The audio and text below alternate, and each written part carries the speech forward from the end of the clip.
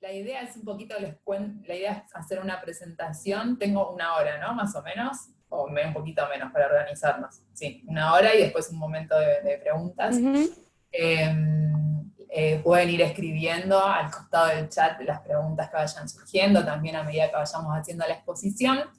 Y a medida, para no arrancar con una presentación así como que aburra o muy larga de mí misma, lo que voy a intentar hacer es, a medida que vayamos compartiendo algunas ideas, ir contándoles desde dónde hablo y cuál ha sido mi experiencia o trayectoria en el tema, ¿sí? Así que ahora Marcela, o Marcelo, me iba a permitir compartir pantalla, porque preparé algunas imágenes, algunas cosas, si ya lo puedo hacer. A ver, no, todavía no. Sí, A ver, Cintia, soy sí, Daniel, estamos con Daniel. el Zoom de Marcela, mi pareja, por eso Muy la bien. confusión. Ahí habilito a 2 personas y ya te hago anfitriona. Bueno, entonces esperamos, tengan un poquito de paciencia, 2 minutitos más. Sí, por ahí. Bueno, aprovecho sí, No, no, dale, a dale. saludar a la gente de la Patagonia, que es uno de mis lugares en el mundo. Así que por acá yo soy de Buenos Aires, estoy ahora en el barrio de Floresta, y vino el frío un poquito patagónico, no sé cómo estarán allá de clima. También ahí saludo a una compañera, colega, trabajadora social de La Rioja, a Eli, que la estoy viendo, unos conocidos. ¿Vos, Damaris, ibas a decir algo? Ah, no, escucho. Estaba en silencio. Estaba en silencio. No, bueno, el frío te digo que acá se siente y se sintió. La semana pasada tuvimos como un poquito de agua-nieve, así que estamos en eso. Y se siente bastante. Pero bueno, quería por ahí como si podíamos contarles esto que vos decías mientras Dani te va como permitiendo el ingreso, para que va permitiendo el ingreso a otros compañeros y pasándote, habilitándote para que puedas compartirnos las imágenes. Bueno, un poco de tu experiencia en el hábitat popular, digamos, o en los procesos de hábitat, digamos, que se fueron dando en los distintos espacios donde trabajaste. Contarles también que próximamente vas a estar largando un seminario taller sobre estos temas, y bueno, y tu experiencia en esto del laburo con el urbanismo desde una perspectiva de género, ¿no? Como contarles un poco de eso y que es por lo cual te convocamos a compartir con nosotros en estas como 3 actividades que hicimos, que tienen que ver con el hábitat popular. Ahí Dani, ¿estás como para Ya está, compartir? Cintia, es Muy una bien. anfitriona, lo único que te encargo es que estés atenta a gente que se vaya conectando, que lo habilites, y bueno, Muy bien. motores a probar. Ahí estamos. Ahí justo Gracias. apareció alguien, ahí admitimos. Bárbaro. Bueno, vamos a intentar compartir pantalla y arrancamos. Pantalla.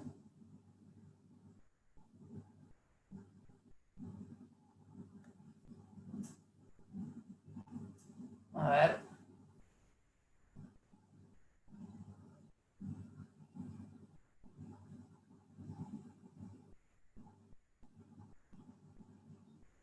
¿Ahí se ve? ¿Sí? Bueno. Sí, perfecto. Bueno, muy bien. Bueno, yo lo que le comentaba un poco a Damaris es que mi experiencia en el hábitat arrancó cuando estaba en mi proceso de formación en la Facultad de Ciencias Sociales en la UBA como trabajadora social, y cuando tuve que hacer, en la UBA tenemos como una metodología, ¿no?, de 4 años de talleres, y en el segundo año empiezan las prácticas. En mi tercer año, en el taller 3 de las prácticas preprofesionales, que tenemos que estar durante todo un año en alguna organización o en algún centro que elijamos, era como la primera vez que uno sale a campo a insertarse en una organización. Ya tenía 2 años de carrera y me di cuenta que el hábitat era un espacio que me iba a poder permitir intervenir desde un lugar que yo tenía ganas de hacer o tenía inquietudes, que tenía que ver con lo comunitario, ¿no?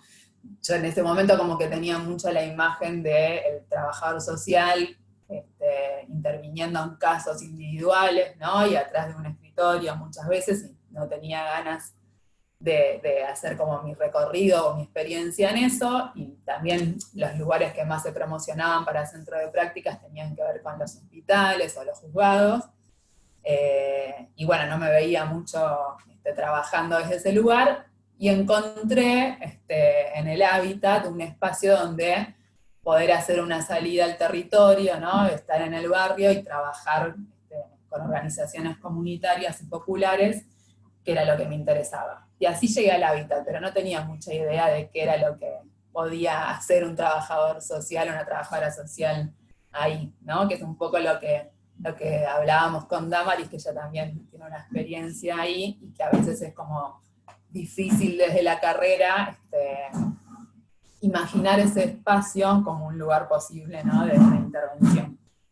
Así que bueno, ahí por el 2003, con mis 20 años, empecé a participar de una organización que se llama Fundación Vivienda y Comunidad, y empecé a ir a La Matanza en ese momento. 2003, imagínense, con Urbano Bonaerense, recién saliendo un poco de lo que fue la crisis del 2001, estallado, ¿no? en urgencias y en necesidades. Y bueno, no sé, previamente a ir, o cuando empecé en el centro de prácticas, empecé a leer un poco algunos clásicos de la sociología urbana, ¿no? Como Lefebvre, Castel, Topalov, algo de David Harvey, ¿no? Que lo que ellos empiezan a decir en los 70, después de lo que fue la revolución del Mayo francés, con los estudiantes y los obreros en Francia sobre todo, es que la ciudad es un producto, ¿sí?, de las relaciones sociales, ¿sí? Y que ese espacio de la ciudad y las relaciones sociales, los actores que están en ellos, tienen una relación dialéctica, ¿sí? Se influyen y se determinan recíprocamente. Y esa ciudad que se conocía, que es básicamente la que nace después de la Revolución Industrial, es la ciudad capitalista, ¿sí? Entonces, todas las cuestiones que suceden en esa ciudad y cómo esté planificada y cómo esté diseñada, va a servir, ¿sí?, a esa lógica. Y tomando un poco algunos, o sea, esta es mi mirada también de cómo pienso, ¿no?, la ciudad y el hábitat, que es una mirada marxista, y que es complementada por algunos autores latinoamericanos, una socióloga muy importante que estuvo en el Instituto Gino Germani, que es Hilda Herzer, que trabajó también mucho tiempo analizando experiencias del conurbano bonaerense y del acceso de los sectores populares a la ciudad, y Pedro Abramo, que aún está vivo y es contemporáneo, que es un sociólogo brasileño. Ellos dos complementando esta mirada, ¿no?, más europea, lo que dicen es que la ciudad es producto de tres lógicas que están en pugna todo el tiempo, y que tienen que ver con la lógica privada, ¿sí?, del mercado, donde va a primar la lógica de la ganancia, y de poder sostener este sistema capitalista, y de poder apropiarse de todas las rentas urbanas que se produzcan socialmente, ¿sí? Y por otro lado, la lógica de la necesidad, que es todos aquellos actores que no puedan acceder a la vivienda y al hábitat a través del mercado, y que como no pueden acceder, lo que van a hacer es autoproducir su hábitat, ¿sí? Que acá entran todas las experiencias de producción social del hábitat, que es ahí donde yo me inserto a trabajar en el conurbano bonaerense, que básicamente en el conurbano está asignado por las configuraciones de hábitat que conocemos, que son las villas y los asentamientos, ¿sí? En ese momento, que yo les contaba en el 2003, en el 80, alguien tiene el micrófono que lo prendí, durante los 80 se habían dado en el conurbano una gran cantidad de tomas de tierras. Y en La Matanza, uno de los actores claves es la FTV, la Federación de Tierra y Vivienda. Entonces, cuando yo empiezo a trabajar en ese territorio, con uno de los actores que me encuentro, es con esta organización social. Bueno, y retomando un poco lo que hablábamos de estas dos lógicas, lo que dicen estos autores es que esta lógica privada, ¿no?, del mercado, y esta lógica de la necesidad, de los actores que autoproducen su hábitat, todo el tiempo van a estar en tensión, y quien regula, digamos, entre estas dos lógicas es el Estado, ¿sí?, es la lógica de lo público, que a través de diferentes normas, ¿sí?, a través de regular a veces al mercado inmobiliario, por ejemplo, ¿sí?, o establecer otras normas urbanísticas, y a través también de sus políticas urbanas, va a proveer el sustento para que estas lógicas se desplieguen, ¿no? A veces a favor de la lógica de la necesidad, y muchas otras veces a favor de la lógica privada, ¿no? Hasta acá vamos, más o menos. Voy tirando algunos conceptos teóricos y después le voy contando un poquito la experiencia. A ver, se sigue sumando gente. Bueno, entonces, como les decía, en el 2003, cuando llego a La Matanza, ¿no?, y me encuentro como con estos actores en pugna, ¿no?, el Estado por un lado haciendo, la FTV que les decía, y por otro lado la lógica también del mercado. En ese momento en el Coronado también no eran solo los sectores populares los que poblaban este lugar, sino que también en los 90, ya les contaba en los 80, muchas tomas de tierra, en los 90 fue como el boom de los country, ¿no? ¿Se acuerdan? Ahí, bueno, vemos como las lógicas interactuando por acceder al territorio, ¿no?, y por quién se queda con ese territorio. Y en el 2003, cuando empiezo a hacer mis prácticas con la Fundación Bien de Comunidad, uno de los actores claves, además de la FTV, que yo les decía después de la crisis, ¿no?, del 2001, era la red de jardines comunitarios de La Matanza. Esa red de jardines comunitarios de La Matanza estaba conformada, ¿sí?, la llevaban adelante muchísimas mujeres del territorio, ¿sí?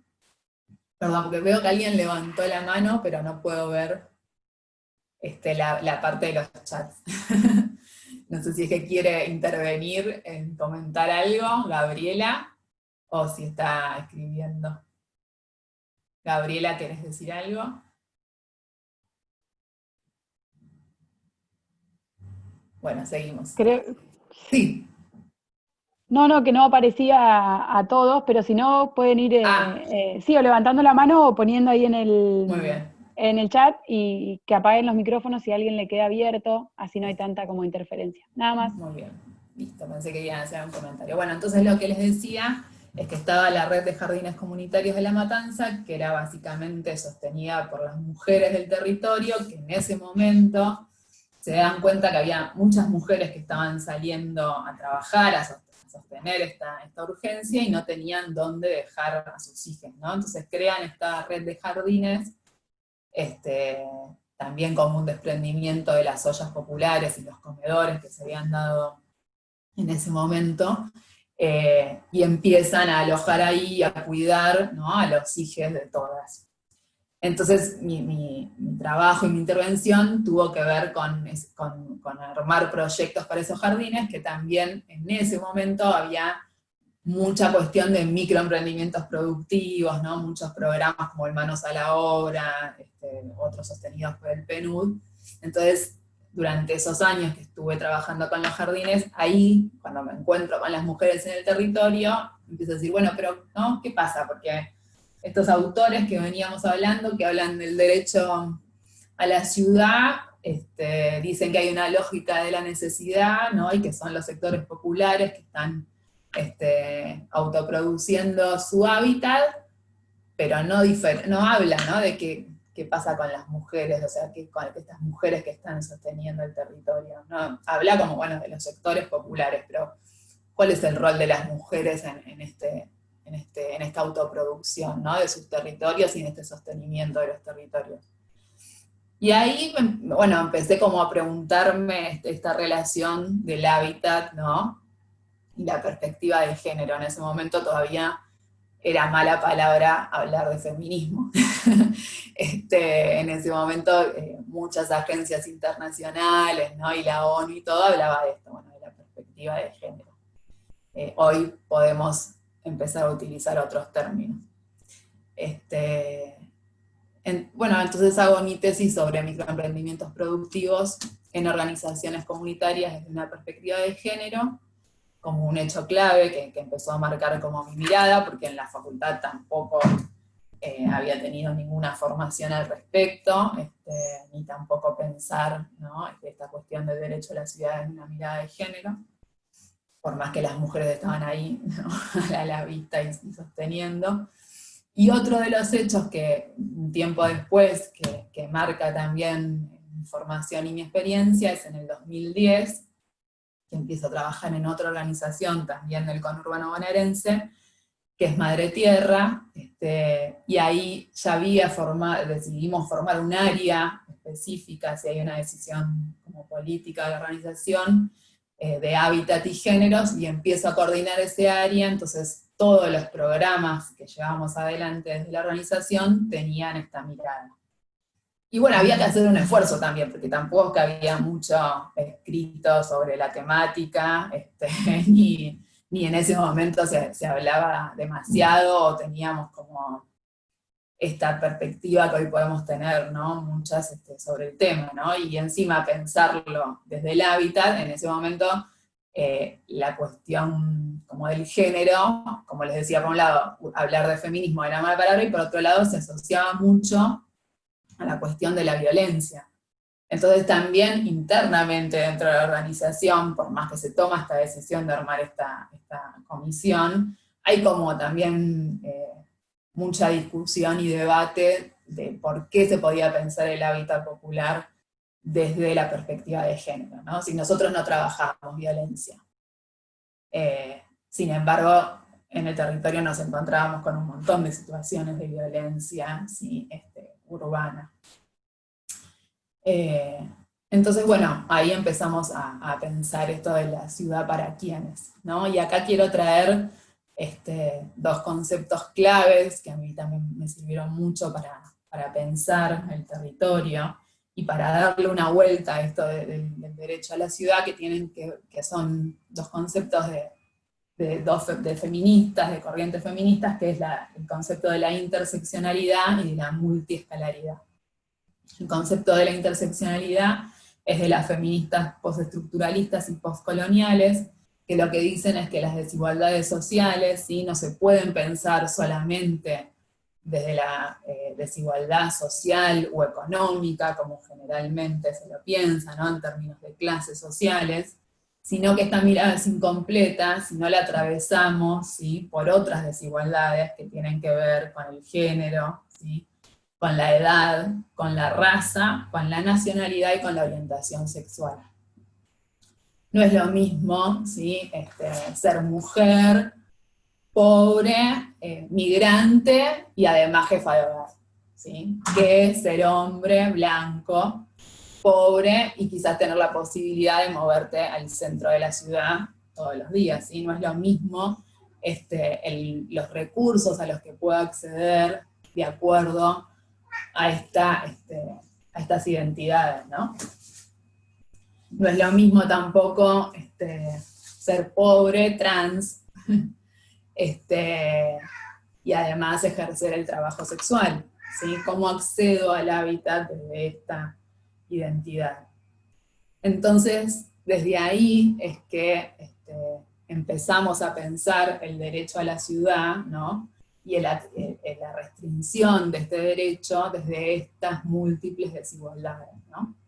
Y otro concepto de una geógrafa feminista un poco más contemporánea también, que es Doreen Massey, que habla de poder pensar estas desigualdades en una multiescalaridad, y no solo desde la ciudad, sino poder empezar a pensarlas desde nuestro propio cuerpo, que es nuestro primer territorio, desde el barrio, ¿sí?, o sea, desde lo más micro, desde la ciudad y desde el territorio, ¿no?, en el sentido más global o geopolítico. Entonces desde ahí decimos que la ciudad no es neutra, ¿sí?, sino que refleja y reproduce estas desigualdades y estas multiescalaridades en las desigualdades que veníamos hablando, ¿sí?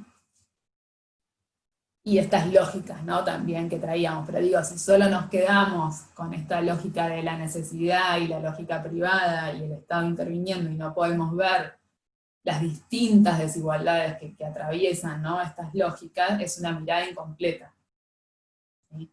Y desde esa mirada incompleta que muchas veces tenemos, caracterizamos a los sujetos desde solo la mirada económica, y las políticas que desarrollemos, las intervenciones que realicemos, también van a tener, o sea, las soluciones o las intervenciones no van a estar considerando, ¿no?, estas miradas, y no van a poder trabajar con estas desigualdades. ¿Sí? Entonces, bueno, esto tuvo que ver un poco con el recorrido, ¿no? Porque a veces cuando hablábamos de hábitat popular, como les decía en la organización, pensábamos, bueno, que eran los sectores populares los que no podían acceder al hábitat, pero muchas veces las mujeres o las poblaciones trans, diversas, están en una condición todavía más desigual, ¿sí?, para acceder, porque hay otras desigualdades que nos están atravesando. ¿Sí?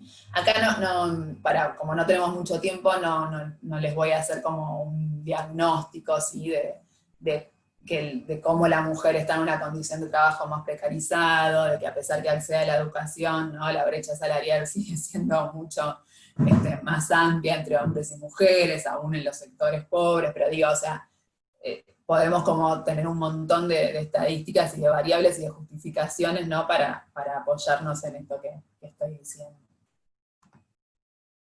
A ver, porque no nos queda mucho tiempo, voy a tratar de ir un poquito más rápido.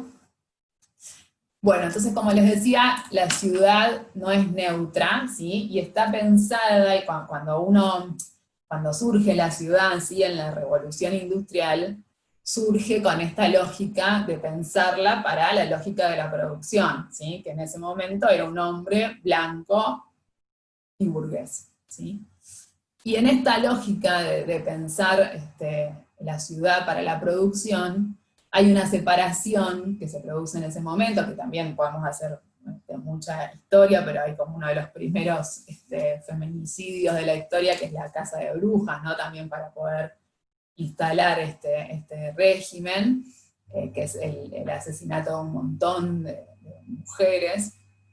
Y hay una separación entre el ámbito público y el ámbito privado, ¿no? Una segregación y una especialización de los espacios, ¿no?, de dónde es el lugar donde se trabaja y se produce, y cuáles son las otras tareas que están reservadas para el ámbito privado y el ámbito del hogar. Y esas tareas que se desarrollan en el ámbito privado y del hogar, que hoy en este momento en el contexto de la pandemia quizás las vemos un poco más trastocadas porque realizamos todo en nuestro hogar, ¿no? Por lo menos, bueno, acá en Buenos Aires y en Chaco todavía sigue siendo como muy fuertemente así. Las tareas que se realizan en el ámbito del hogar tienen que ver con las tareas de cuidado, ¿no?, que por lo general las realizamos las mujeres, o en ese momento se determina como mandato que teníamos que realizarlas las mujeres, y que tienen que ver con hacer actividades generalmente para otros, ¿no? Las tareas domésticas, las tareas de llevar a los niños a la escuela, ¿sí?, hacer la tarea, bueno, todas las que conocemos. Pero el problema en realidad, en la diferenciación de estos dos ámbitos, es que se jerarquiza un espacio por sobre otro, ¿sí? Hay una jerarquización del ámbito público por sobre el ámbito privado, y se invisibilizan las tareas que ocurren en el espacio privado, ¿sí? Por más que muchas de esas tareas que son del espacio privado, las mujeres también las desarrollamos en el espacio público, porque cuando uno va a hacer las compras, las hace en el espacio público, cuando uno va a llevar a los niños a la escuela, transita por las calles del barrio, ¿sí? O sea, bueno, usa la movilidad o el transporte, ¿sí? Y se enfrenta a un montón de dificultades, ¿no? Sin embargo, la ciudad se diseña y sus funciones están pensadas para dar respuesta a las necesidades de los trabajadores y las trabajadoras, ¿sí?, y de la lógica del capital que pensábamos antes, ¿sí?, no para estas tareas de cuidado. Y esto afecta y trae un montón de consecuencias en el acceso y en la calidad de vida de las mujeres, ¿sí? Entonces, la propuesta del urbanismo feminista pasa por poder romper con esta dicotomía del ámbito público y el ámbito privado, porque en realidad es falsa, porque como decíamos, hay un montón de tareas que desarrollamos en el ámbito público, ¿sí? Y hoy en la pandemia vemos como hay un montón de tareas también del ámbito público que se desarrollan en nuestro ámbito privado, y que ese ámbito privado muchas veces no está preparado para que todo eso transcurra junto, ¿no? Y el urbanismo feminista lo que dice es, bueno, pongamos los cuidados en el centro de la vida, ¿sí? Pero no para pensar solo la ciudad dando una respuesta a las tareas de cuidado, sino porque todos necesitamos cuidados, ser cuidados o cuidar a lo largo de nuestra vida, ¿sí? En distintas edades, y con distintas intensidades, ¿no? Del cuidado. Y la ciudad tiene que poder contemplar todos esos usos y esas necesidades, ¿no? Y no solamente la lógica de la producción. Y ahí viene el desafío de cómo pensar, ¿no? Una ciudad feminista, podemos llamarla, ¿sí? O un urbanismo desde una mirada de género que incluya todas estas necesidades, que pueda tener en cuenta todas estas desigualdades que hablábamos y que mencionábamos, y que pueda tener en cuenta esto, ¿no? Las distintas edades, las distintas orientaciones sexuales de los sujetos, las distintas etnias, ¿sí? Y planificar el territorio en estos ejes que hablábamos.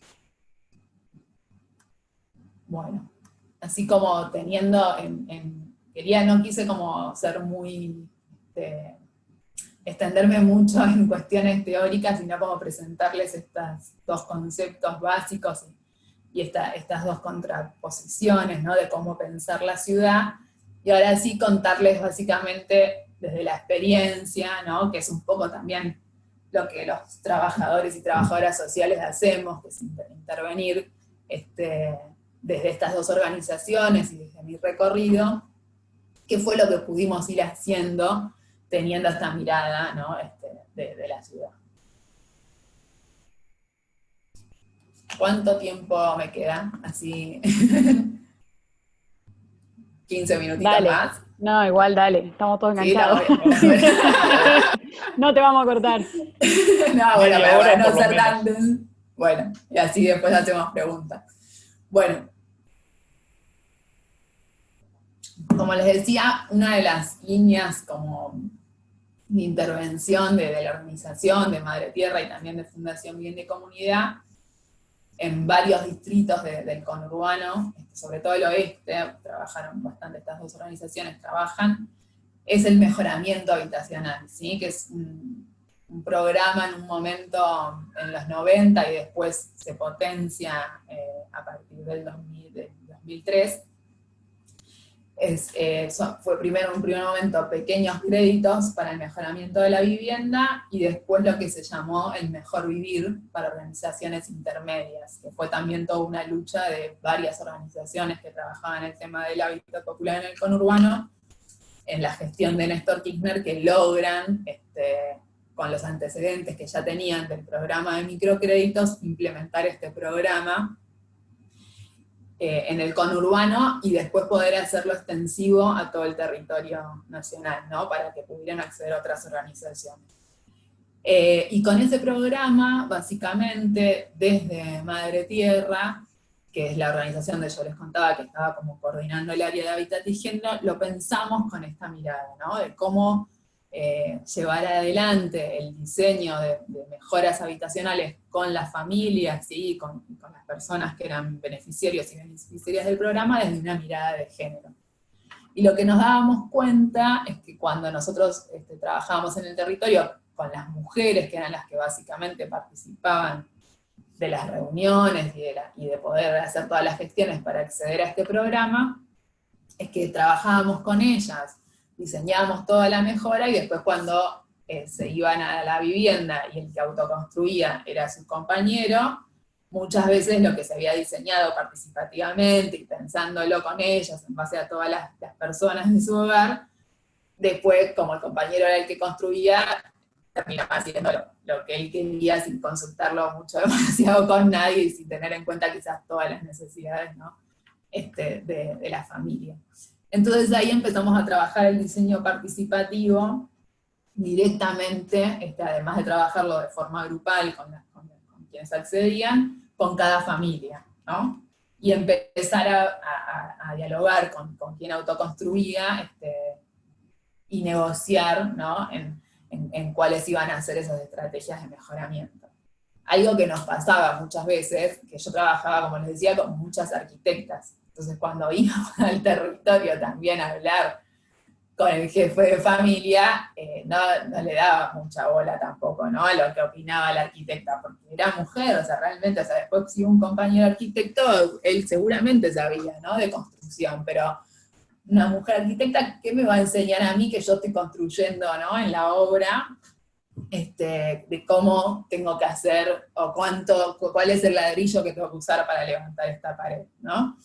Y bueno, obviamente hay todo un saber práctico que tiene este compañero, que es muy valorable, y también hay todo otro saber, a veces práctico, y otras veces más desde la academia, que tiene la compañera. Entonces, bueno, ahí también había que hacer como toda una negociación, ¿no? en la toma de decisiones, y ahí aparece, ¿no? La cuestión de género también.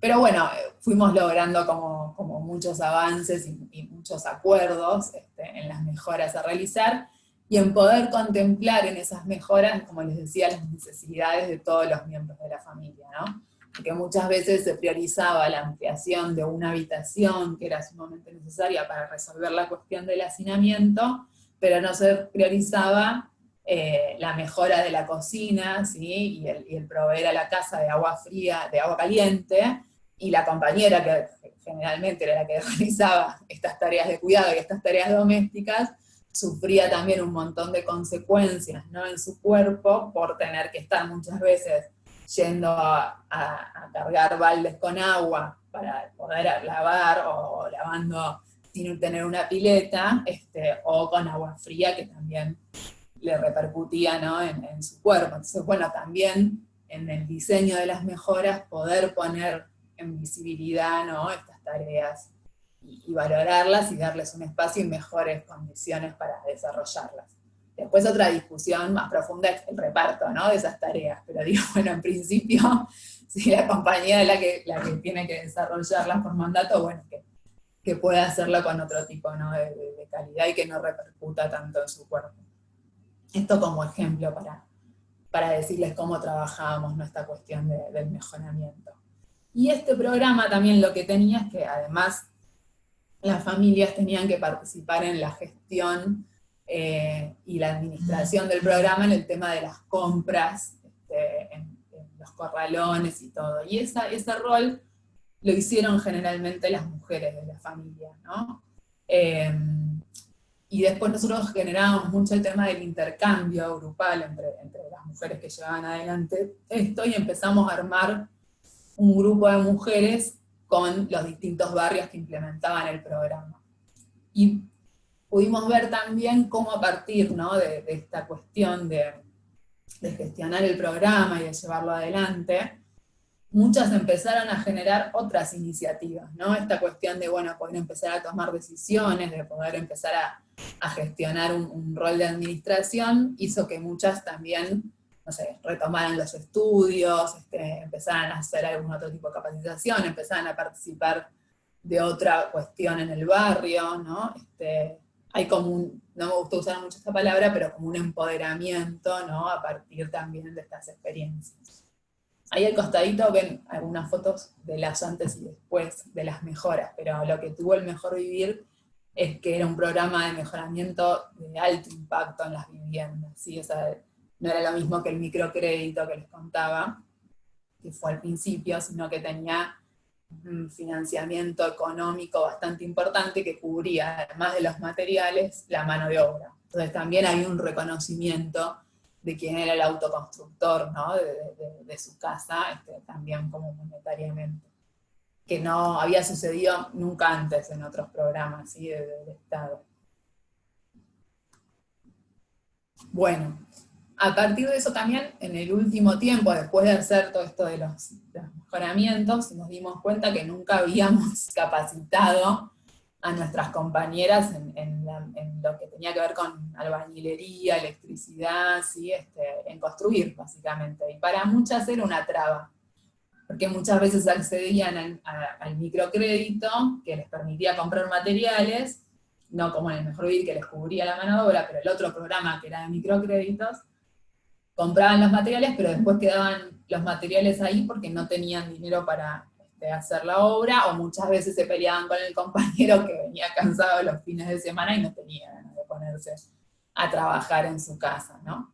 Entonces, bueno, muchas mujeres solas, ¿no? También al frente de su hogar, entonces desde ahí algunas estaban como con la inquietud de empezar a capacitarse en albañilería, en electricidad, en terminaciones, ¿sí? Y bueno, fue también como al principio medio pensarlo y pensar si no era también sobrecargarlas más, ¿no? En otras tareas. Pero bueno, tomamos esa iniciativa y muchas se capacitaron y hoy están construyendo. También había muchas que habían sido capacitadas con el programa Ellas Hacen, y que después cuando se desarticula, ¿no? A partir del 2015 y no son reconocidas y pueden seguir ejecutándolo en las cooperativas, también muchos habían quedado con esa capacitación y no la estaban pudiendo llevar adelante, y podía ser una fuente también de empleo, ¿no? Laboral del oficio. Entonces, bueno, tomamos esa iniciativa y la pudimos desarrollar, que hoy se sigue sosteniendo ese programa. Como les decía, después empezamos a pensar esto del grupo de mujeres a nivel barrial y cómo conectar esas experiencias que sucedían en los distintos barrios, y armamos desde el 2010 al 2019 un grupo que se llama Elevarte, que es el arte de las cebas, el nombre de las compañeras del distrito de Merlo, Moreno, Ituzaingó, Bringan y Morón, por el cual pasaron más de 500 mujeres o más, donde lo que hacíamos era juntarnos entre todas a reflexionar lo que estábamos haciendo, a ponerle también esta mirada, ¿no? Feminista, y a capacitarnos. También a ellas les costó reconocerse feministas, ¿no? Después de mucho tiempo, o cómo pensarse desde ahí, o tomaban la palabra del feminismo popular. Y a partir de ahí también, como grupo, empezaron a ocupar el espacio público, ¿no? Y empezaban a hacer algunas intervenciones en el barrio que tenían que ver con la reflexión también de la violencia urbana que tenían en el espacio público, y también en el ámbito privado de las organizaciones. Y también empezaron a contar la experiencia de ellas en el programa de mejoramiento, ¿no? En toda esta cuestión de la gestión del programa y cómo habían ido llevando adelante el programa en el barrio. Porque después el programa de microcrédito se sostiene, el del Mejor Vivir es muy puntual, pero el de mejoramiento habitacional de microcrédito se sostiene con un grupo de mujeres en el territorio, ¿no? Que va acompañando a las distintas familias que toman el crédito. Y ellas son como claves en esa relación cotidiana, ¿no? Con las familias. Entonces empiezan a participar de algunas jornadas en universidades contando esta experiencia, empezamos a organizarnos para ir a los encuentros nacionales de mujeres, todas juntas cada año, y también participar de los talleres de hábitat, ¿no? De los encuentros nacionales, y contar lo que ellos estaban haciendo y cómo miraban su barrio, ¿no? Y su casa desde esta mirada feminista. Y es como una manera, ¿no? También de eso, de recuperar la voz, de empezar como a tener otro protagonismo, ¿no? En el espacio público, porque también, así como en la casa a veces había que discutir con el compañero de qué cosas mejorar, en las organizaciones también muchas veces las mujeres quedan relegadas a reproducir estas tareas que reproducen en el ámbito privado, como cocinar, ¿no? Para todo el barrio, o hacer el apoyo escolar para los chicos, o el ropero comunitario, y después cuando hay que ir a plantear al municipio cuáles son las necesidades del barrio, que seguramente ellas las conocen más que nadie porque las viven todos los días, no se animan, y el que va a hablar es el presidente, ¿no?, de la comisión vecinal, que a lo mejor, no por nada, ¿no?, pero no tiene ni idea como de toda esa cuestión cotidiana y comunitaria que pasa, ¿no?, todos los días, y de las cuestiones que... Y hay también como una desvalorización, ¿no?, de bueno, ustedes están en la cocina todo el día chusmeando, ¿no?, entre las mujeres, y las mujeres están haciendo política, ¿no?, también, digo, en esas ollas populares y en la cocina, y están también viendo cómo resuelven las necesidades que tienen y pasándose un montón de datos de dónde ir a gestionar tal recurso ¿no?, y tal otra cuestión, y en la salita cómo te atienden, digo, uno cuando se pone a escuchar las conversaciones en los comedores, ve cómo se resuelven, ¿no?, un montón de necesidades y cómo se gestiona el territorio. Entonces, ¿quién mejor que estas mujeres para ir a contarle al intendente, ¿no?, o al gobernador cuáles son las necesidades? Entonces, bueno, estos espacios de empezar a ganar lo público también hicieron que pudieran pararse de otra manera al interior de las organizaciones, y cuando había que ir a demandar o a cuestionar algún recurso, ¿no?, en los espacios más políticos.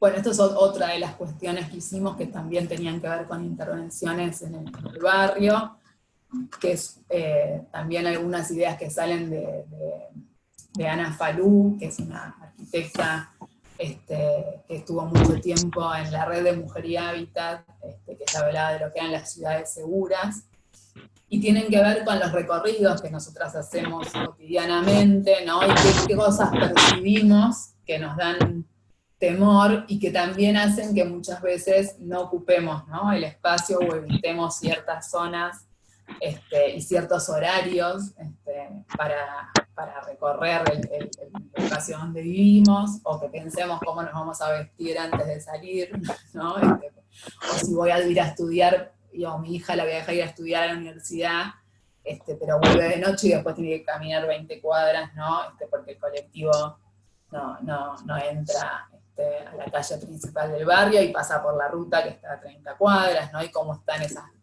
veredas, esas calles para poder transitarlas.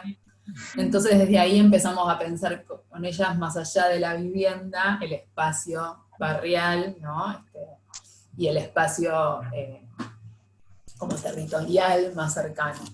Y una de las cuestiones que hicimos, además de poder como identificar esas violencias y estas percepciones de temor y de lugares que evitábamos transcurrir, es realizar algunas acciones que no es que iban a solucionar, ¿no?, esta violencia sufrida o percibida, sino que, bueno, iban a como empezar como a poner en visibilidad esto, ¿no? Entonces, en Merlo y en Moreno gestionamos todo un proyecto de luminarias en conjunto con el municipio, que ahí también fue toda una discusión porque muchas veces la querían poner como en la calle principal de acceso al barrio, y había otros lugares que las compañeras identificaban, ¿no?, como inseguros, y que quizás no había que poner las luminarias todas juntas, ¿no? Entonces, bueno, ahí también tiene que ver con esto de la gestión y de ganar la palabra y de poder hacer un diseño participativo, ¿no?, entre los distintos actores. Y a ver, me falta una más y ya termino porque así no me excedo con el tiempo. Otra cosa que hicimos que tenía que ver con esto de la accesibilidad y de circular el territorio, fue otro proyecto que se llamó Los Senderos de la Infancia, que tiene que ver, que fue en Moreno, en un barrio que está, como les decía, a 30 cuadras de la ruta, y que pasa un solo colectivo que no entraba casi nunca al barrio, y era muy difícil los días que llovía para los niños y para las madres poder ir a la escuela, ¿no?, y hacer las distintas cuestiones. Entonces empezamos a construir veredas, a tener un programa para la construcción de veredas, y después una parada de colectivo, algunas paradas de colectivo con materiales reciclables, como una cuestión de refugio, y en esas paradas también poner algunos mensajes que tenían que ver con la cuestión de género y de la visibilización de las compañeras en el territorio. Bueno, y por último, algo que, esto de las escalas, ¿no? Que les venía diciendo en la intervención, en el 2016 con otras organizaciones a nivel nacional, después de encontrarnos en lo que fue Hábitat 3 en Ecuador, decidimos armar la Comisión de Hábitat y Géneros en un espacio que ya estaba conformado desde el 2009, que es Habitar Argentina, que es un espacio que integran muchas organizaciones a nivel nacional que trabajan la cuestión de hábitat, universidades, y después participan de ese espacio porque es un espacio abierto, funcionarios públicos, concejales, eso, pero sobre todo el motor que lleva adelante esta comisión son organizaciones y la academia, y muchos profesionales también que participan, donde lo que hacemos es discutir cuestiones de legislación y de política, ¿sí? Pública. Entonces desde ahí, lo que es, por ejemplo, hace poquito se sancionó la ley de alquileres, hubo como toda una discusión y mucho aporte y mucho trabajo desde Habitar Argentina en esto, y hay varios proyectos de ley también que se impulsaron.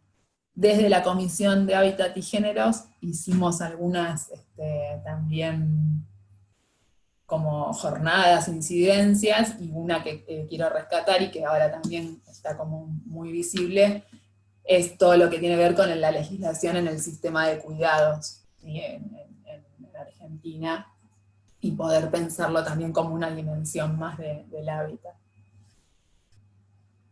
Y bueno, esta comisión que es parte de Habitar Argentina, está integrada por organizaciones que piensan también, ¿no? el urbanismo desde esta mirada feminista de todo el país. Y hace también que sea muy rico el intercambio entre nosotros. Bueno, con esto terminamos. Acá les dejaba la información, después les cuento del seminario que contaba Damaris, que vamos a estar dando y que va a profundizar estos temas.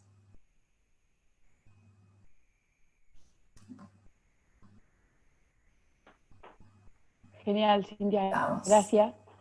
Gracias. Estamos todos como muy, muy agachados. Por ahí Laura había preguntado a qué te referías como en la primera diapositiva con la ciudad K, cuando hablabas del proyecto de la mirada acerca de la ciudad. Así que no sé si Laura anda por ahí, pero bueno, algo que como que dejó en el chat. Sí. No, es una abreviación mía, pero no es, ahora las asociamos mucho el K con el kirchnerismo, ¿no? Como la primera mirada, pero es una abreviación mía para hablar de la ciudad capitalista, ¿sí? La ciudad que se rige por la lógica del capital. No sé si no se entendió ese concepto o era que quería decir ciudad acá, ¿no? No, era de qué quería decir, me parece. Che, bueno, no sé si alguien más.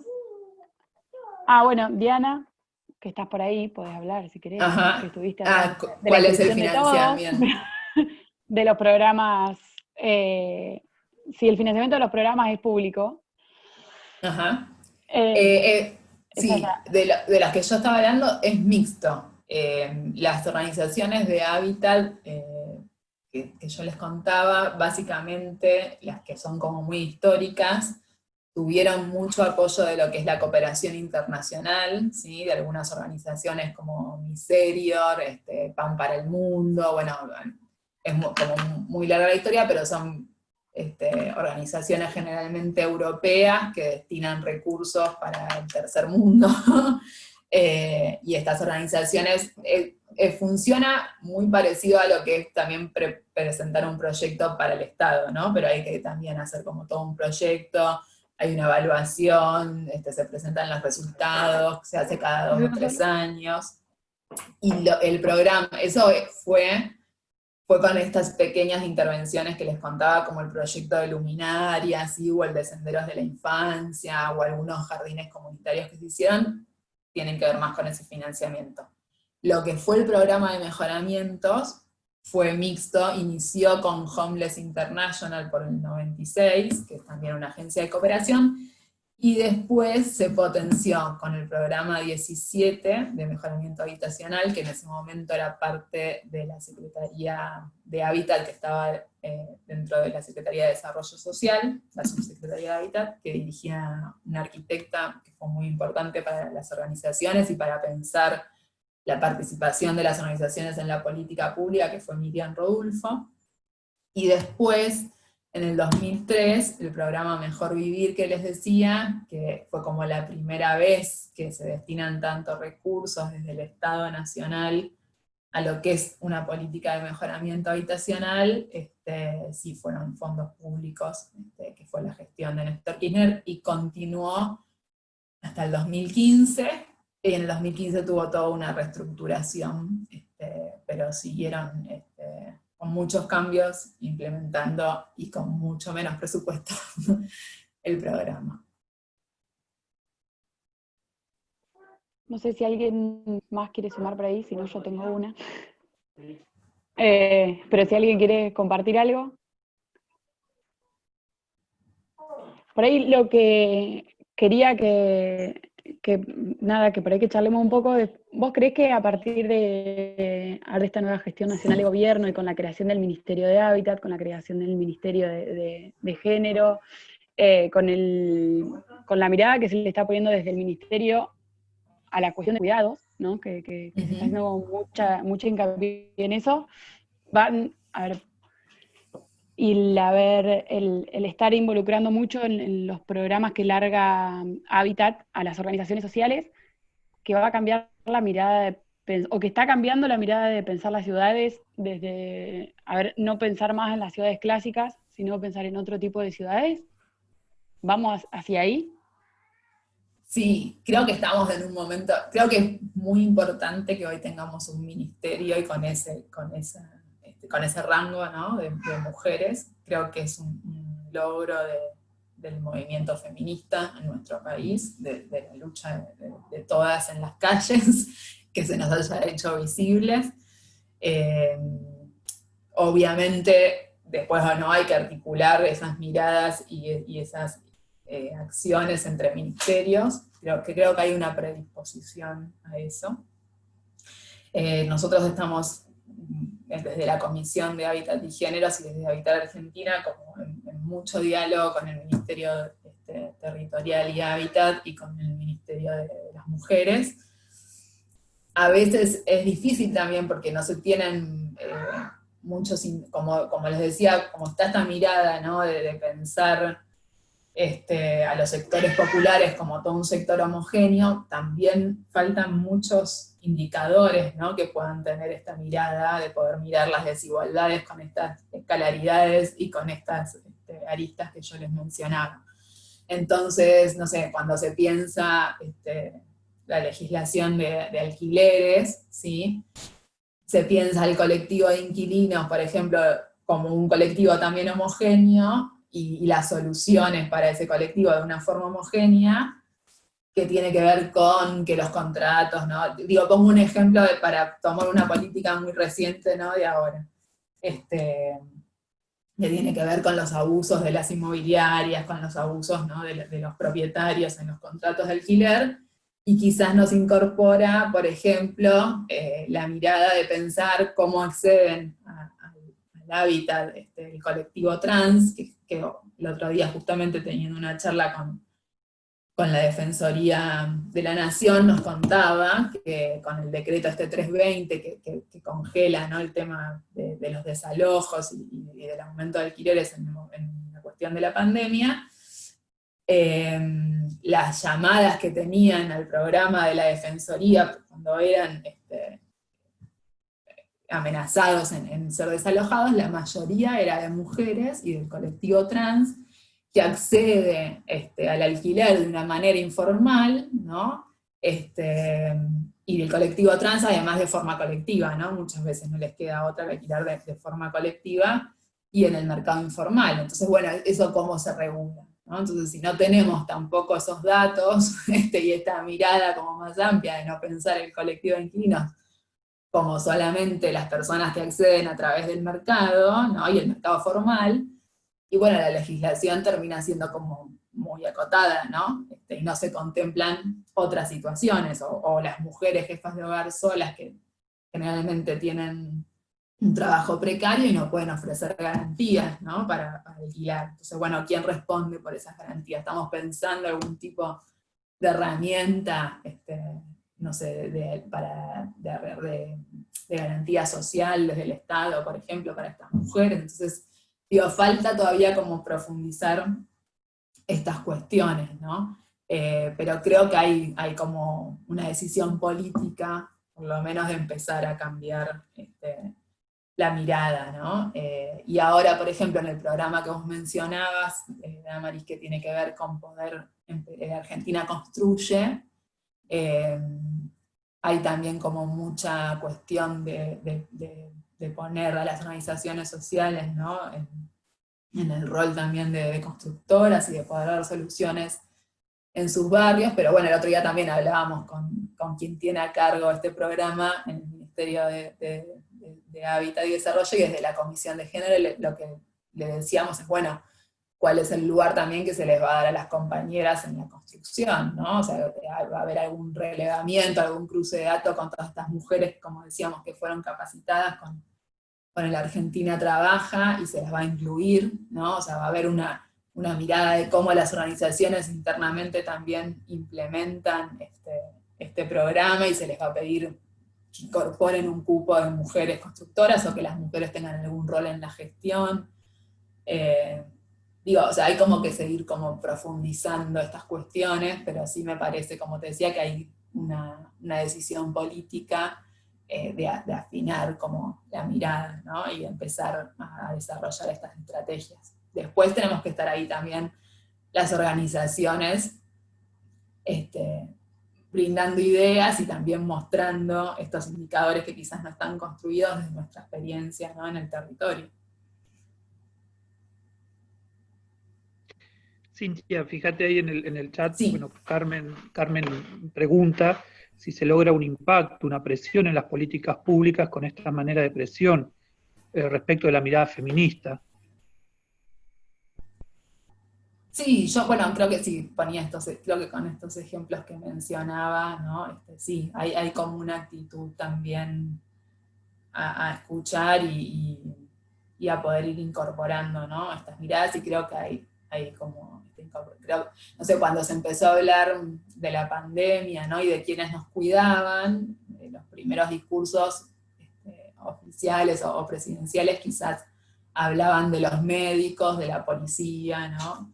Y digo, después los discursos fueron incorporando también esta mirada de, bueno, el barrio cuida el barrio, ¿no? ¿Quiénes más se están cuidando, ¿no? Porque las mujeres en los territorios populares, en los barrios populares, hoy en día, más que nunca ante la urgencia y ante la dificultad económica del territorio, están sosteniendo el territorio y están dando de comer, ¿no? Y cocinando y desarrollando un montón de tareas y exponiendo su cuerpo, ¿no? También a este contexto más allá de la crisis económica, en este contexto de salud. Entonces, bueno, creo que sí, que hay como una amplitud en la mirada, como decíamos, y empezar a visibilizar estas cuestiones, ¿no? Que hoy se esté hablando de la cuestión del cuidado, y de quién cuida, más allá de esto que decíamos al principio, y de poner el cuidado desde un lugar visible y en otra jerarquía, me parece que es importante, ¿no? Y también queda al descubierto, ¿no? Con la pandemia. Y hoy estamos todos cuidando, ¿no? En nuestros hogares. Y un montón de otras tareas que a lo mejor se resolvían en la escuela, porque la escuela, ¿no? También brinda una cuestión de cuidado y todo, hoy están sobrecargadas, ¿no? En el ámbito privado. Bien, invito también, están participando desde el chat, pero quien quiera hacerlo en vivo puede hacerlo, que dé alguna señal, puede hacerlo por el chat o levante la mano en la cámara. No sé si Gui se habilitó ahí el sonido para sí. preguntar algo. Hola. Así que, bien, mi nombre es Guillermina, me recibí en la Facultad de Arquitectura de Buenos Aires como profesional en la arquitectura. Hoy es el día del arquitecte. Lamentablemente en la ciudad de Buenos Aires el Colegio de Arquitectos todavía lleva ese nombre, pero bueno, también entiendo que vamos en una búsqueda. Quería, bueno, primero que nada agradecerle a Cintia por las cosas que dijo. Me parece que es muy importante que empecemos nosotros como profesionales o activistas también, ¿no? A pensar la ciudad en clave de diversidad. Ayer en el marco de la pandemia y demás se dio una charla por el cupo laboral trans desde el Ministerio de Género, estuvo coordinado por la diputada Mónica Macha, donde se habló mucho del colectivo trans y travesti, de las formas de exclusión que sufre el colectivo constantemente, no solo en las familias, no solo en los colegios, en la educación, por eso también se pide una ESI diversa, sino también en los trabajos, por eso también se pide un acompañamiento, no solo un cupo laboral que nos dé un trabajo, sino también después un acompañamiento que nos pueda cuidar un poco de las discriminaciones que se sufren sistemáticamente. Pero bueno, también me parece muy importante esto de pensar la ciudad en clave de diversidad, porque el colectivo también es expulsado de los espacios urbanos, ¿no? Yo, por ejemplo, pensaba mucho en los edificios públicos, el tema de los baños, donde una persona cuando se pone enfrente de las puertas tiene un símbolo de varón y un símbolo de mujer, donde el símbolo de varón es un moño o un sombrero, el símbolo de mujer es un vestido. Entonces, bueno, me parece que hay que empezar a pensar en todas estas cosas también para poder ser inclusives. Nada, era más que nada esto, agradecer, me parece que estos espacios ayudan un montón a que nos podamos cruzar entre todos los que pensamos estas cosas y y nada, poder también animarme a hablar porque muchas veces es difícil ocupar espacios y bueno, me parece que es como una práctica también de cada uno llevar a cabo estas prácticas de poder hablar, nada más. Gracias. Gracias. Sí, gracias por el aporte, sí, totalmente. Lo que decís de los baños en el espacio público, en la escuela, ¿no? También cuando un niño está definiendo su identidad y también a veces, nada, tiene que elegir a qué baño ir. También hay un montón de casos de mamás con hijas trans. Me acuerdo ahora de una compañera también de La Matanza, de la mamá de Lulú, que también peleó mucho por eso.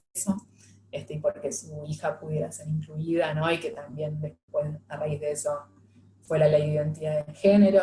Y digo, también estas cuestiones en las políticas legislativas y públicas, que también, para retomar también un poco lo que hablaba otra compañera, ¿no? Si veíamos un impacto en las políticas públicas, en la presión. Bueno, creo que la ley de identidad de género tiene que ver, ¿no? Con toda una lucha del colectivo de la diversidad y de poder hacerse visibles, ¿no? En el espacio público. Y creo que la forma de transitar el espacio público es muy distinto, uno hasta lo puede visualizar previo y posterior, ¿no? A esa ley, más allá de que todavía siguen teniendo un montón de violencia, ¿no? En lo cotidiano, ¿no? Y en el espacio, pero digo, es muy distinto, ¿no? Cómo pararse en el espacio público y cómo llevar adelante un montón de gestiones en distintas instituciones a raíz de poder tener el derecho a la identidad, ¿no? Tan básico como es. Pero bueno, son luchas y cuestiones que vamos ganando, ¿no? Y que tienen un montón de años en la historia.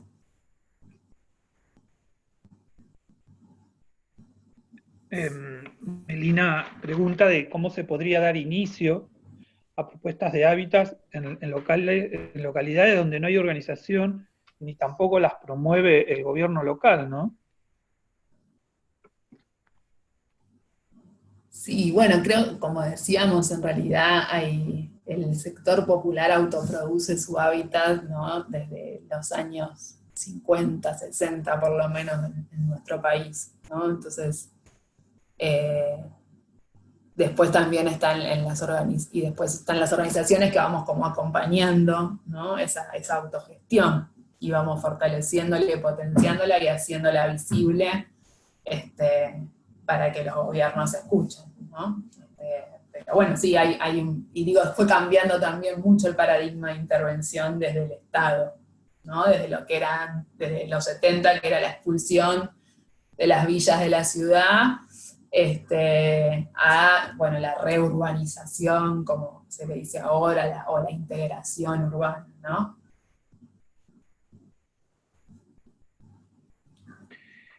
Cintia pregunta, ¿qué análisis se puede hacer respecto de la mujer en un ámbito que generalmente es de hombres, ¿no? La mujer trabajadora de la construcción, rompiendo estereotipos, con ella como, supongo que como pensamiento, como expresión de deseo. Sí, sí, es difícil, es muy difícil. También para relacionarlo con algo que hablábamos antes, esta cuestión de la separación entre el ámbito público y el privado, ¿no? Y que se instala desde la Revolución Industrial, y que yo les hablaba de la casa de brujas. Una de las mujeres que eran perseguidas en la casa de brujas eran las mujeres que tenían oficios, ¿sí? En ese momento en Europa, y todavía mujeres herreras, ¿sí? Mujeres carpinteras, mujeres que tenían oficios, y que después eso lo dejamos de ver, ¿no? Y uno se pregunta, porque hay que también recurrir a estas cuestiones de la historia para entender por qué esos ámbitos no fueron negados, ¿no? ¿Por qué una mujer no podía plantearse ser carpintera o ser herrera, ¿no? O ejercer la construcción, y es un ámbito tan machista, ¿no? O sea, hay detrás un montón de procesos históricos y sangrientos en eso, ¿no? Así que, bueno, imagínense, un montón de años para poder empezar a deconstruir esos estereotipos y esos mandatos que tenemos. Entonces, cuando formábamos a las mujeres en los territorios, había también toda una discusión con los compañeros que sabían construir, ¿no? O a lo mejor estábamos en el taller de mujeres constructoras y llegaba el jefe de hogar y más o menos se nos reía en la cara, ¿no? De lo que estábamos intentando hacer. Pero bueno, son discusiones y son cosas que tenemos que ir rompiendo sin demonizar tampoco a nuestros compañeros, ¿no? Que nos acompañan, porque todos estamos como en este proceso de ir rompiendo con estos estereotipos y roles que nos fueron impuestos. A veces los compañeros vienen un poquito atrasados en la reflexión o no quieren perder sus privilegios, pero creo que hay muchos compañeros también que están como pensando su rol y cediendo espacios, ¿no? O poder, para que podamos nosotras también empezar a ocupar estos lugares. Jorgelina pregunta cómo articulaban, con qué organismos articulaban las capacitaciones en oficios para las mujeres. Muchas veces lo hacíamos con compañeras que ya tenían experiencia en el oficio. Hay muchas mujeres electricistas o maestras mayores de obras, y las convocábamos a ellas para que pudieran hacer las capacitaciones.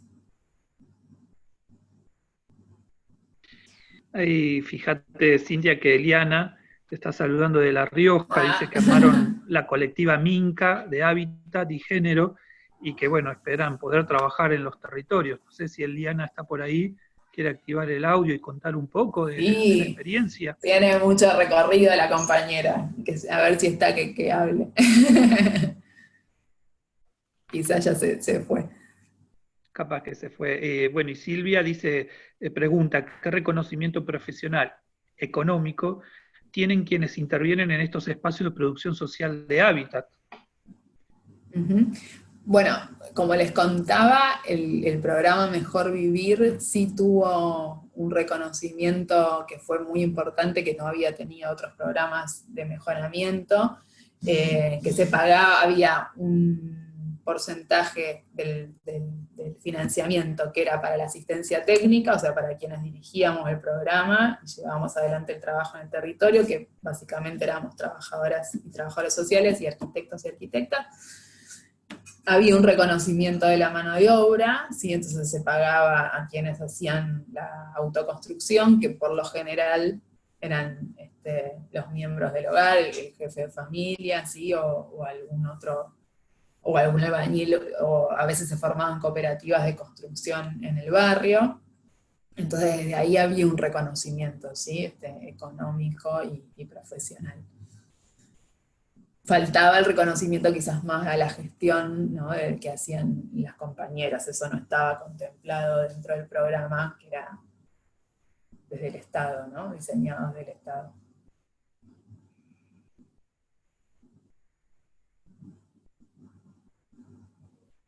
Bueno, Cintia, desde el chat ya no hay más intervenciones. Creo que también ha disminuido el número de participantes. Dami, si querés tomar la palabra como para dar un cierre. Hemos cerrado todo un ciclo de tres conferencias referidas al hábitat, y esta, bueno, específicamente al hábitat y género. Dami, todo tuyo. Gracias, Dani. Bueno, de nuevo, Cintia, gracias. Diana está levantando la mano.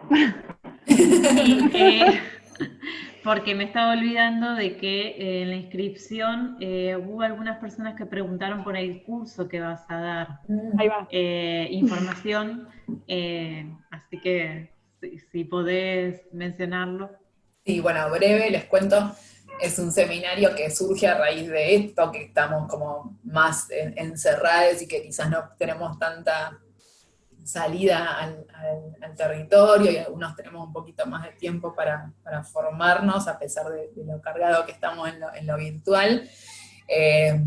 Yo además formo parte en este momento del equipo de InfoHábitat como investigadora externa, que es de la Universidad de General Sarmiento, y bueno, y desde ahí pensamos esto, ¿no?, de poder, todas estas experiencias que les contaba, poder pensarlas también teórica y prácticamente, así que el curso va a tener que ver con eso, con poder pensar un poco esta concepción de la ciudad que le damos, en las propuestas del urbanismo feminista, un poquito más en profundidad de lo que planteé hoy, y poder mirar esto del territorio desde las distintas escalas, entonces poder mirar con esta mirada el espacio público, los espacios comunitarios barriales y la vivienda, ¿no? Y a partir de ahí, de la mirada del urbanismo feminista, empezar a hacernos preguntas, que hoy les conté algunas cuestiones, en el curso, bueno, se van a profundizar un poco más, y también vamos a ver experiencias de América Latina y de Europa, de España sobre todo, que tienen que ver con esta mirada. Ahí veía que ponían los horarios, los martes ya está completo el grupo, los jueves quedan algunos lugares, y a partir del 15 de julio abrimos un nuevo horario, que es los miércoles, también de 18:30 a 20:30. Cualquier cosa de información nos escriben ahí a tefconsultora@gmail, o a la página, al Instagram de Transespacio Urbanismo. Y bueno, ahí vamos charlando y les vamos informando cómo pueden sumarse. Buenísimo, Cintia, buenísimo. Bueno, gracias a todos los que se sumaron. Por ahí estos temas no hay muchos espacios en los que se puedan charlar o poner en cuestión, así que está bueno que a poco vayamos como deconstruyendo los espacios que existen hoy y podamos generar como nuevas propuestas. La idea ahí cómo podemos armar una propuesta en un lugar donde no hay, y bueno, es eso, intercambiando con otros y generándolas. Así que nada, gracias Cintia de vuelta. Ahí dejamos en el chat como está la info para la inscripción. Gracias Dani y Marcela por el Zoom, que a pesar de los inconvenientes lo logramos. Y bueno, gracias de vuelta a todos los que se sumaron desde el colegio, desde la comisión del colegio. Más que agradecidos por estos 3 espacios que pudimos tener y compartir con ustedes. Se sumó muchísima gente, así que bueno, vemos que es una apuesta a tomarnos unos días y volver a repensar otros espacios que construyan y que nos encuentren. Así que bueno, gracias Cintia, gracias Belén, no sé si anda por ahí de la conferencia anterior, y gracias Romina. Y bueno, gracias a todos. Y buen descanso, no queda mucho más para decir a esta hora. No, Ah, que sí, vamos a y la hacer charla. en el Face, para el que por ahí hay Ujú. gente que no se pudo conectar, o alguien que la quiere volver a ver, la puede encontrar ahí. Sí. Bueno, Muchísimas gracias a gracias, ustedes súper por este interesante. espacio y porque bueno, la virtualidad a veces nos permite también esto de compartir y de centrarnos, ¿no? De acá de la ciudad de Buenos Aires. Así que yo también muy feliz por haber compartido con muchas personas de la Patagonia. Y bueno, después también si quieren escribirme, algunos que están como interesados en llevar adelante prácticas desde los territorios y quizás no hay tanta como información o tanto acceso, nada, mantengámonos en contacto. Yo también quisiera conocer más las experiencias de ustedes, si vienen llevando adelante, como contaba la compañera de La Rioja, también en la Patagonia alguna práctica desde esta mirada. Así que nos mantenemos en contacto. Genial, bueno, muchísimas gracias. Y bueno, ahí estamos hablando. El colegio creo que ya todos tienen el mail, el teléfono y todo para comunicarse, y por supuesto que esperamos propuestas de lo que tengan ganas de seguir charlando y los temas que quieran como ir profundizando. Y ahí, Cintia, me la dejaste picando que hay que armar uno de ciencias regionales a la brevedad. Muy bien. Está bueno.